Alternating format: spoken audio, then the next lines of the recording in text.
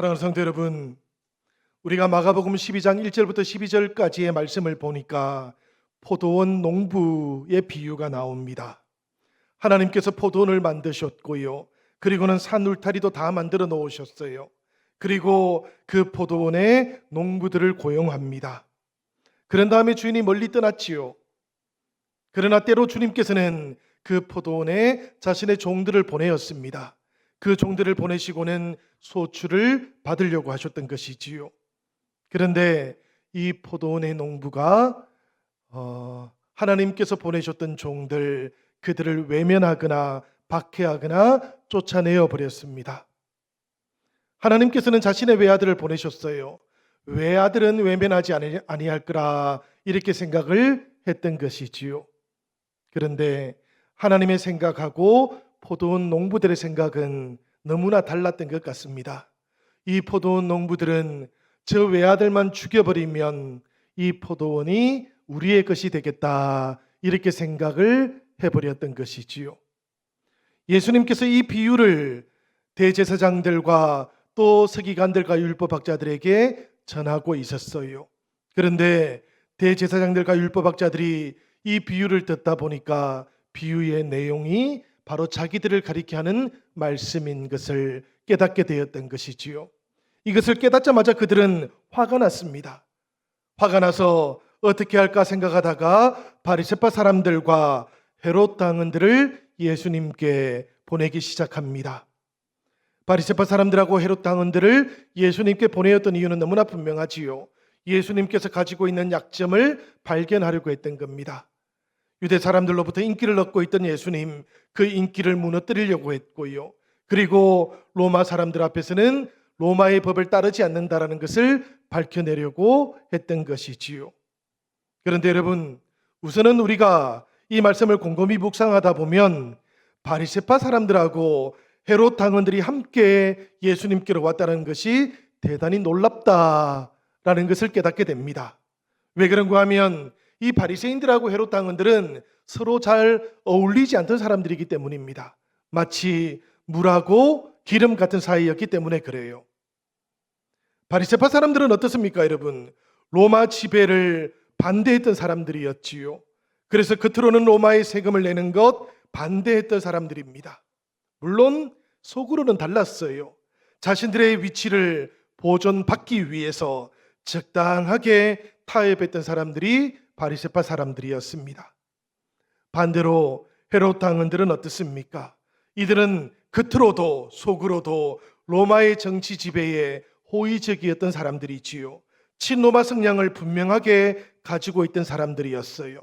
그러다 보니까 로마의 세금을 내는 것도 당연하다 그렇게 생각을 했던 겁니다. 그러니 지금 로마에 반대했던 바리새인들하고 친로마 성향을 가지고 있던 헤롯 당원들이 함께 예수님을 찾아왔던 것이지요. 그들의 목표가 로마가 아니었기 때문입니다. 그들은 이제 예수님을 책잡는 것, 예수님을 무너뜨리는 것을 자신들의 목표로 가지기 시작했어요. 왜 그런가 하면 예수님을 무너뜨리지 아니하면 자신들의 위치가 무너질 수밖에 없다라는 것을 깨닫기 시작했기 때문입니다. 그러니까 친로마 세력이든지 반로마 세력이든지 간에 그런 것들은 중요하지 않게 되었던 겁니다. 이렇게 바리새인들과 헤롯 당원들이 예수님을 찾아왔으니 여러분, 예수님을 찾아왔던 그들의 모습과 그들의 인사가 어떠했을까요? 오늘 말씀을 보니까 그들의 인사 속에는 아첨과 위선이 넘쳐나고 있어요. 그들의 말을 한번 들어보겠습니다. 선생님은 진실하신 분이십니다. 아무에게도 매이지 아니하시는 분이십니다. 사람의 겉모습을 가지고 판단하지 아니하시고 하나님의 길을 참되게 가르치십니다. 이렇게 위선과 아첨을 섞어가지고 인사를 했던 것이지요. 그리고 난 다음에 그들은 예수님을 무너뜨릴 수 있는 질문을 던지기 시작합니다. 바로 우리가 가이사에게 세금을 내는 것이 옳겠습니까? 옳지 않겠습니까? 여러분, 사람이 누군가를 질투하고 까닭없이 미워하고 트집을 잡으려고 하는 마음을 품게 되면 그때 사람들을 도와주는 이가 나타나게 됩니다. 바로 사탄이 찾아오고 마귀가 찾아오는 것이지요. 미워하려고 하면 이 사탄이 지혜를 줍니다. 거짓으로 칭찬하게 만들고 방심하도록 유도하게도 만들어요. 그렇게 한 다음에 사람들을 무너뜨리려고 하는 것이지요. 바리새인들이, 헤롯 당원들이 예수님께 그렇게 행동을 했던 것입니다. 그렇게 칭찬을 한 다음에 공격적인 물음을 던지기 시작했던 것이지요. 가이사에게 세금을 바치는 것 옳겠습니까? 옳지 않겠습니까? 그러니까 여러분 생각을 해보면 이 바리새인들과 헤롯 당원들이 예수님께 정말로 던지고 싶었던 문제는 바로 세금 문제였던 겁니다. 그 당시에 세금 문제가 대단히 예민한 주제였거든요. 유대인들은 세금으로 보낸 돈들이 로마의 이교 신제를 유지하는 데 사용된다 이렇게 생각을 했어요. 그리고 황제 가이사 티베리우스가 자신을 신으로 만들고 있다고도 생각을 했습니다. 그 증거가 바로 데나리온 동전이었던 것이지요. 이 티베리우스가 제작했던 데나리온 동전에는 황제 티베리우스 신 아우구스투스의 존엄한 아들이라는 글자가 새겨지기 시작했습니다. 그러니까 유대인들은 로마에 세금을 내는 것, 이것을 하나님을 배신하는 것이라고 그렇게 생각을 해버리기 시작했던 것이지요. 바로 그와 같은 상황들 속에서 바리새인들과 헤롯 당원들이 예수님을 찾아왔던 겁니다. 그리고는 가이사에게 세금 바치는 것이 옳은지 옳지 않은지를 물었던 것이지요. 여러분, 만약에라도 예수님께서 세금 내는 것이 옳다 이렇게 말씀하셨다면 그때는 어떤 일이 일어나겠습니까? 인기가 많았던 예수님, 유대인들로부터 인기를 다 잃어버리게 되겠지요. 예수님으로부터 떠나가는 사람들이 많이 나타나게 될 겁니다. 그리고 나면 바로 그때가 바리새인들이 나설 타이밍이기도 한 것이지요. 하나님에 대한 반역자가 여기에 있다고 그렇게 유대 백성들을 선동하기 시작할 것이기 때문입니다. 산헤드린 공회가 바리새인들을 바로 이것을 위해서 예수님께로 보냈다라는 것을 기억하시기를 바라요. 만약이라도 여러분 예수님께서 세금 내는 것이 옳지 않다고 그렇게 말씀을 하셨다면 그 다음에는 어떤 일이 일어나겠습니까?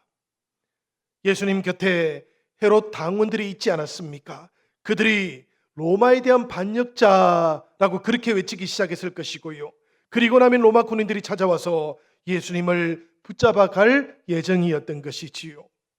그러니까 예수님의 적대자들 모두가 다 지금 예수님을 딜레마에 빠뜨렸다고 그렇게 기뻐하고 좋아하고 있었던 겁니다. 바리새인들과 헤롯 당원들이 예수님을 찾아왔던 이유를 이제 아시겠지요.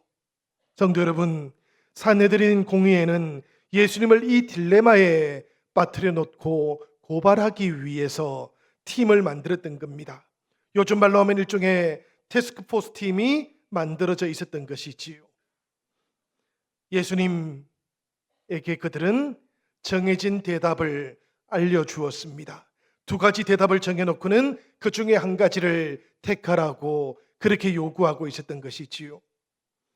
요즘 젊은 분들 하시는 말씀을 따라 보면 답정너의 상황이었던 겁니다.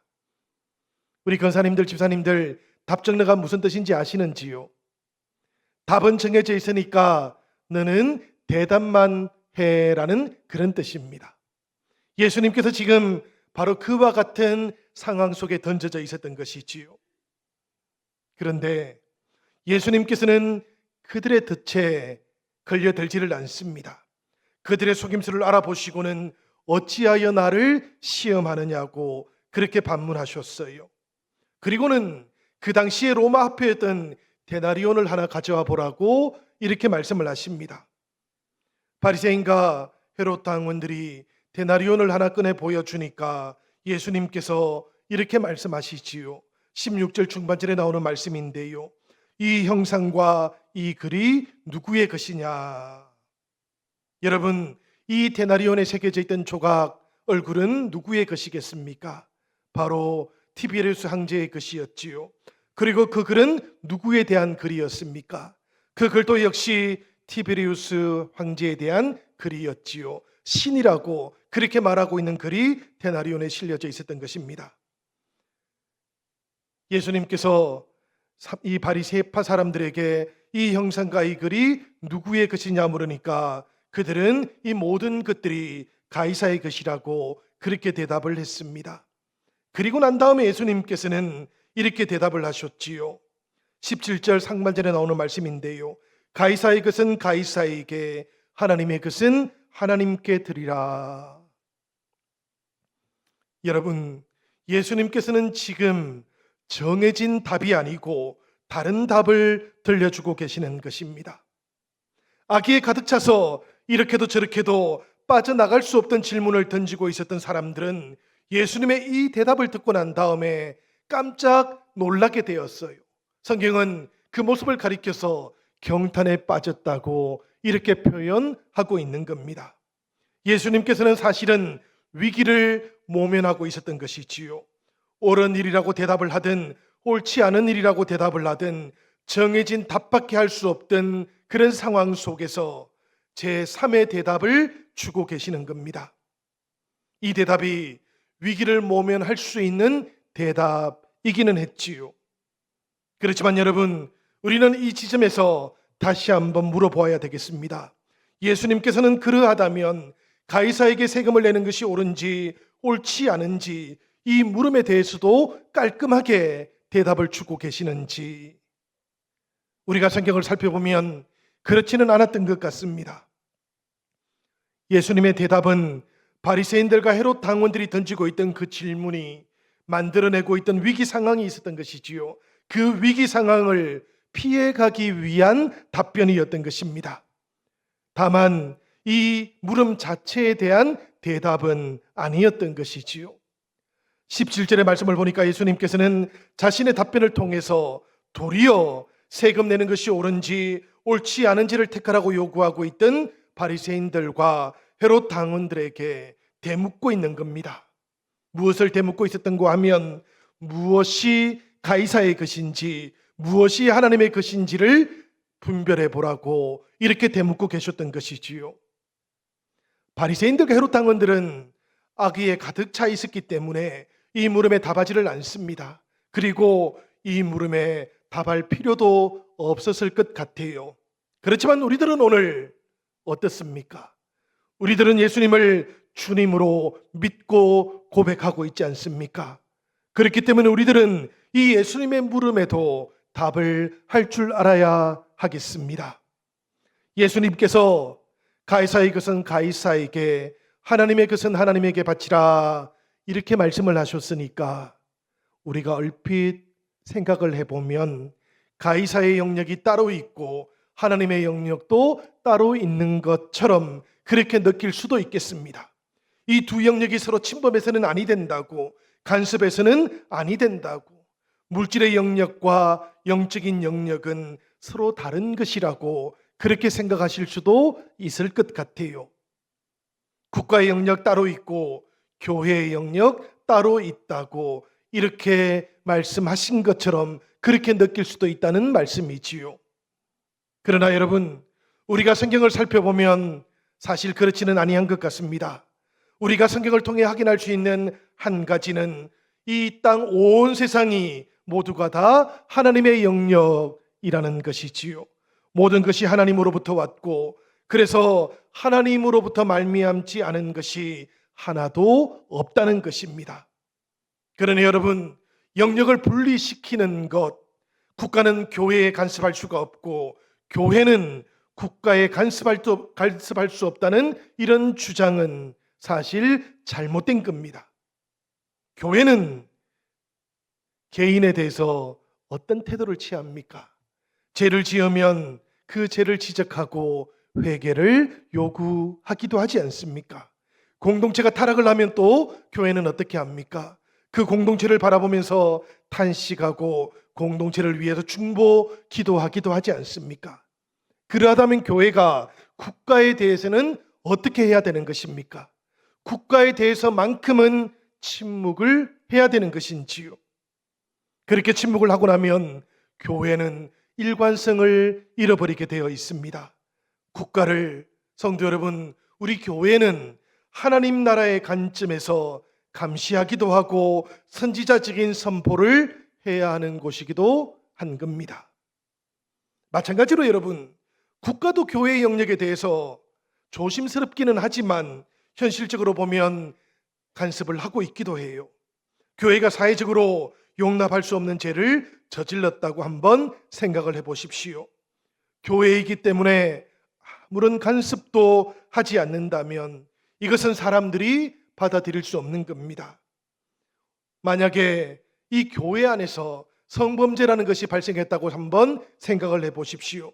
그래도 교회니까 국가가 간섭하지 말아야 된다, 이렇게 주장을 해버린다면 이런 주장을 누가 받아들일 수 있겠습니까?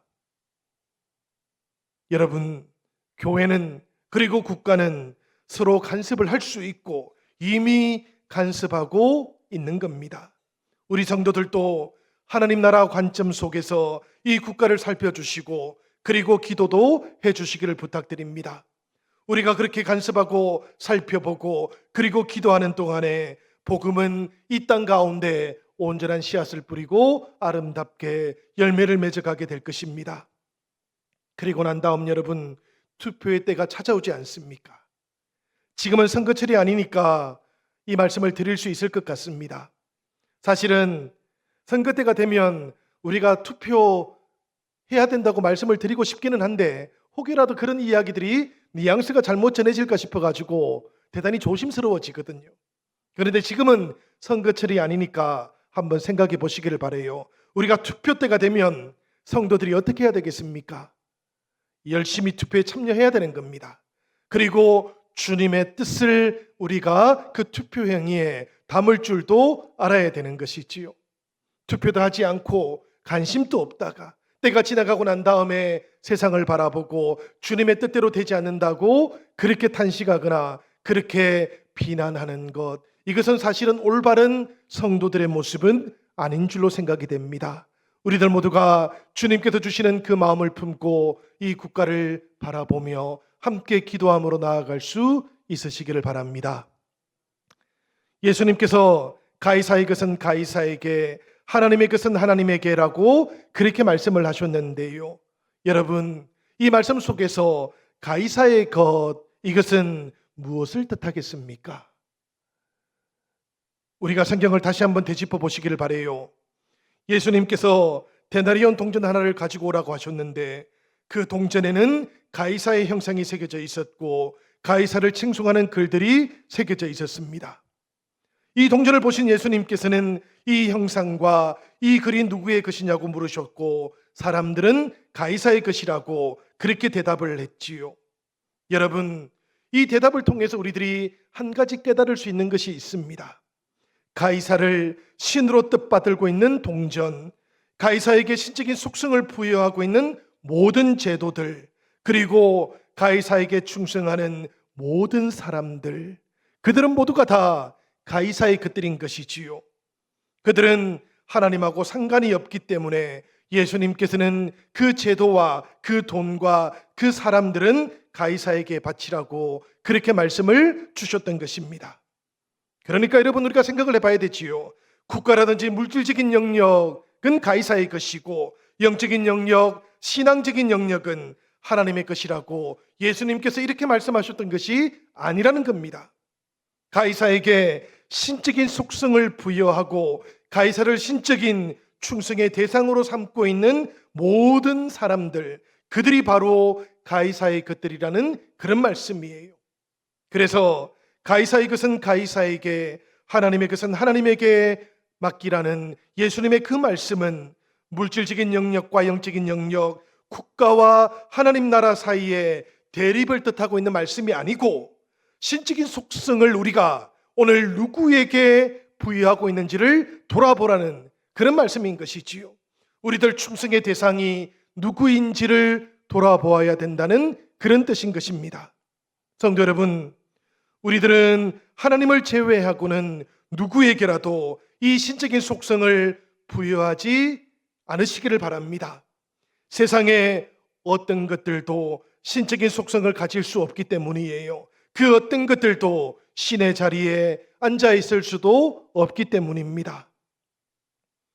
그렇기 때문에 우리 그리스도인들은 오직 예수님만 따르는 사람들인 것이지요. 어떤 특정 정치 지도자나 정당을 절대화하지 않는 겁니다. 구세주라고 하는 속성을 어떤 개인이나 국가 혹은 어떤 이념에 부여하는 것, 이것을 성경은 그래서 신성 모독이라고 그렇게 부르고 있는 것입니다. 성도 여러분, 그런 모든 것들은 가이사의 것이고 하나님과는 아무런 상관이 없다라는 것을 기억하시기를 바랍니다. 그리고 오늘 우리들도 나의 고백이 오늘 누구를 향하고 있는지, 내 마음은 참으로 하나님만을 향하고 있는지를 돌아보시는 8월의 둘째 주일이 되시기를 우리 주님 이름으로 간절히 축원드립니다. 예수님께서 가이사의 것은 가이사에게, 하나님의 것은 하나님에게 바치라 이렇게 말씀하셨을 때에 가이사의 것을 하나님께 바치지 말고 하나님의 것은 가이사에게 바치지 말라 이렇게도 말씀하셨다라는 것을 기억하시기 바래요. 여러분, 가이사의 것은 하나님 이외의 것에다가 신적인 속성이 부여되고 있는 모든 것들이라고 말씀을 드렸습니다. 하나님 이외의 것을 신적인 충성의 대상으로 삼는 그 모든 것들이 가이사의 것들인 것이지요. 그런데 여러분, 사람들은 이런 가이사의 것들 앞에서 어떻게 살아가고 있습니까? 그 가이사의 것들을 향해서 충성을 고백하면서도 그것들에다가 오히려 하나님의 이름을 붙이고 있는 것이지요. 충성은 가이사에게 하면서 가이사의 것들에게 하나님의 이름을 포장해버리는 겁니다. 예를 들면 이런 것이지요. 우리는 모두가 다 이 세상 여러 체제들 속에서 살아가고 있습니다. 우리 한국 사람들은 자본주의, 민주주의가 결합되어 있는 사회 속에서 살아가고 있지요. 또 다른 사회 체제 속에서 살아가고 있는 사람들도 많이 있습니다. 사람들은 모두가 다 그런 체제들 속에서 순응하기도 하고 저항하기도 하면서 살아갑니다. 그런데 문제가 하나 있지요. 바로 그런 체제들을 바라보면서 사람들은 때때로 하나님의 이름으로 하나님의 뜻으로 포장을 해버린다는 것입니다. 성도 여러분, 사람들은 세상의 체제들을 바라보면서 그렇게 해서는 아니 되는 겁니다. 세상 체제에다가 하나님의 뜻, 하나님의 이름을 부여해 버리고 나면 그것은 교만의 길을 걸어가게 될 것이고 하나님을 모독하는 것이 되고 말기 때문입니다. 여러분, 우리가 분명히 기억해야 되는 것이 하나 있어요. 세상의 체제들은 세상의 체제들대로 유지되어야 합니다. 가이사의 것은 가이사의 것대로 있어야 합니다. 거기에다가 하나님의 이름이 붙여지고 나면 결국에는 사람이 하나님의 역할을 대신하게 되어 있어요. 하나님을 대신해서 스스로 의로워지게 되고 스스로 심판자 역할도 할 수밖에 없기 때문입니다. 여러분, 가이사의 것은 그렇지만 우리들을 의롭게 만들지는 않지 않습니까? 오직 하나님께서만 우리들을 의롭게 만들지 않습니까? 우리가 세상 체제 그 속에서 살아가고 있기는 하지만 이 세상의 것, 이 가이사의 것이 우리들을 의인으로 만들어주지 못한다는 것을 오늘은 우리들 모두가 다시 한번 마음속에 분명하게 새길 수 있기를 바랍니다. 하나님 앞에서 그래서 우리들은 죄인이라고 그렇게 고백하는 것이지요. 그리고 오직 우리들은 하나님의 은혜만 구하면서 살아가겠노라고 그렇게 결단하는 것이지요. 가이사의 것이 아니고 하나님의 것, 그것만을 통해서 의인 될 수 있는 사람들, 그 사람들이 바로 성도들이라는 것을 기억하시기 바랍니다. 사랑하는 여러분, 마지막으로 우리가 데나리온에 새겨져 있던 형상과 그 글을 통해서 묵상해야 될 것이 하나 더 있습니다. 데나리온 동전에는 우리가 알고 있는 것처럼 가이사의 형상이 새겨져 있었고 그리고 가이사를 칭송하는 글이 새겨져 있었어요. 그것을 보면서 예수님께서는 이 동전은 가이사의 것이라고, 가이사에게 속한 것이라고 그렇게 말씀을 하셨습니다. 그렇다면 여러분, 오늘 여러분들 속에는 누구의 형상이 새겨져 계신지요? 오늘 여러분들의 영혼 가운데 가이사의 것이 새겨져 있습니까? 아니면 하나님의 형상이 새겨져 있습니까? 여러분, 우리가 창세기 1장 26절과 27절 말씀을 함께 읽어보도록 하겠습니다. 하나님이 이르시되 우리의 형상을 따라 우리의 모양대로 우리가 사람을 만들고 그들로 바다의 물고기와 하늘의 새와 가축과 온 땅과 땅에 기는 모든 것을 다스리게 하자 하시고, 하나님이 자기 형상 곧 하나님의 형상대로 사람을 창조하시되 남자와 여자를 창조하시고. 이 말씀을 보니까 여러분, 우리 사람이라는 존재는 하나님의 형상대로 창조되었습니다. 그렇기 때문에 우리가 하나님의 것인 것이지요. 하나님의 것이기 때문에 우리들 모두는 다 하나님께 속해 있는 생명들인 것입니다. 성도 여러분, 우리가 하나님께 속해 있는 생명이기 때문에, 그렇기 때문에 우리들은 모두가 다 소중한 존재인 것이에요. 우리가 때때로 사람은 소중하다고 귀중하다고 그렇게 이야기를 하지만, 이 소중하고 귀중한 존재의 뿌리가 어디인가 생각을 해보면 그 뿌리가 바로 하나님이신 것이지요. 오늘 이곳에 계시는 여러분들 모두는 다 하나님 때문에 소중한 존재가 되신 분들이십니다. 이것을 우리들 모두가 기억할 수 있으시기를 바랍니다. 창세기의 말씀을 보니까 하나님께서는 우리의 형상을 따라, 하나님의 형상을 따라 사람을 창조하자, 이렇게 말씀을 하셨어요. 그렇기 때문에 여러분, 세상의 체제가 하나님의 형상을 담고 있는 이 사람을 망가뜨리고 훼손하게 된다면 우리 성도들은 어떻게 해야 될 것 같습니까? 당연히 반대하고 저항해야 되는 것이지요. 반대하고 저항하기는 해야 합니다. 그렇지만 세상의 방식을 가지고 반대하거나 저항해야 되는 것은 아니에요. 우리가 저항하고 반대하지만 그 저항하고 반대하는 방식이 있습니다. 바로 하나님 나라의 방식으로 우리가 저항해야 되는 것이지요. 사람을 죽이는 전쟁의 문화 속에서 우리들은 사람을 죽이는 방식을 택하지 않을 수 있기를 기원합니다.